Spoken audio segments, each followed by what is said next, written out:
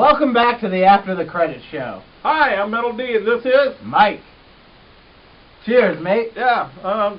We are reviewing a film that we saw a while ago. A little while ago. Yeah, but we did see it. Yeah, we went together. Yes, and wow, this movie. Boy, when you saw the trailer for this one, you were like, okay, that's got to be good, And Exactly. Honestly, I had, after I got out of the theater, I was kind of mixed on it. Yeah, that's kind of how I felt too. I mean, Edgar Wright usually puts out a movie worth seeing. Right. And this movie, while I wouldn't say it was bad, you didn't like any of the characters in it enough to root for them. Yeah. I mean, everybody kind of had their flaws, and there was nobody really that, like, okay, I can get behind it. No, you can't really get behind this guy because he's kind of a dick, or whatever. Or this guy's just kind of too square, or what have you. You just couldn't get behind anybody. It's a story of some friends that do a pub crawl in their adult years, and they find out that their town is taken over by aliens. Yeah.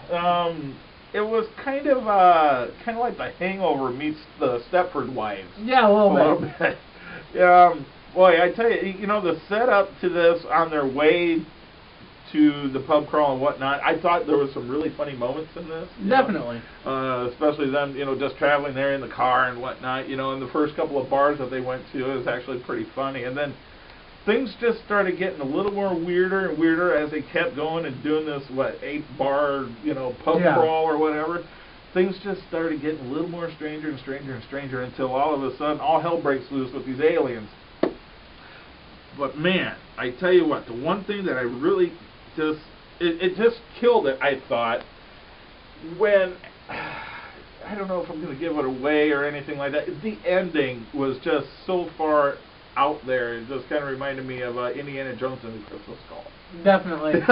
The ending was just out of left field, and you're like, okay. Yeah, it was almost something that you would see on TV on a Mork and Mindy episode. This movie doesn't really fit in a genre. No. Which kind of can be said for all of Edgar Wright's films, but I think Shaun of the Dead fits mostly in comedy. Probably. Hot Fuzz, mostly a comedy, but you got action in there too. Some drama elements, actually. Out of Edgar Wright's films, though, I'd say this is probably the weakest of them. Yeah, I'd say probably middle of the road. I'm going to put this a little bit above Hot Fuzz, but not as good as Shaun of the Dead, obviously. And Scott Pilgrim, of course, is at the top of the list. Oh yeah, I forgot about that. Yeah, Scott Pilgrim was pretty good. Okay, so I'll still put it above Hot Fuzz. I didn't really care for Hot Fuzz all that much.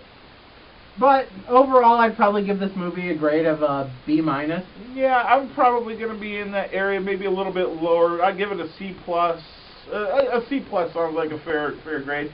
Is it something that I would run out to go see if it's still showing at like a bargain theater? Yeah, I'd probably go out there and see it. Take some friends of yours with you. You'll have a good time. Have a few drinks before you go. Right. Then you probably will enjoy it a lot more. But if not, it's going to be definitely worth renting, or checking out, a different format, when it does come out on DVD or whatnot.